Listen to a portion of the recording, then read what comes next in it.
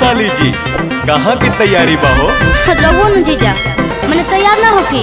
ओहो बुझ गई नी मनबू ना सो। हाँ जी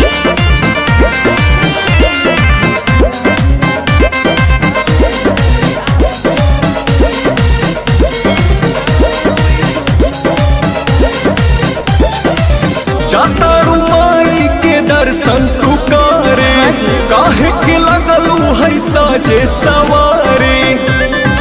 मैंने तैयार ना होकी। अरे जल्दी हो खा।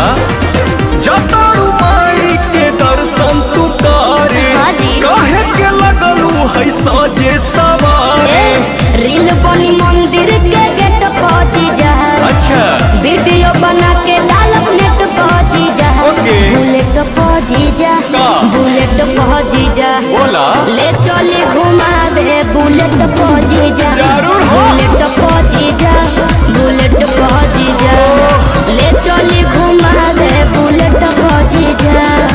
बुझनी हम सब बुझतानी।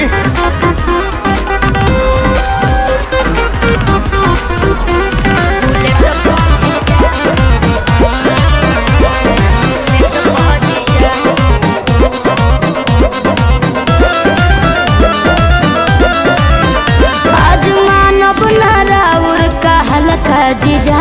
सूट पहन के तैयार बनी ललका जीजा। अच्छा ठीक बा। ए जीजा जी सुना जौन कहबू खाए के साली उ घर ही लिया दे हबो। अरे ना जी। डेरी मिल्क कहा चॉकलेट दू पैकेट खिया दे हबो। मानव ना हम चॉकलेट पहुंची जा। अरे चाउमीन चाट के प्लेट पहुंची जा। बुलेट पहुंची जा। का? बुलेट पहुंची जा। बोला। ले चले घुमावे बुलेट पहुंची जा। आहो। बुलेट पहुंची जा। का? बुलेट पहुंची जा। ले चली घुमावे बुलेट पहुंची जा। अरे भागत काहे बन। तोहरी कहाँ भागतानी।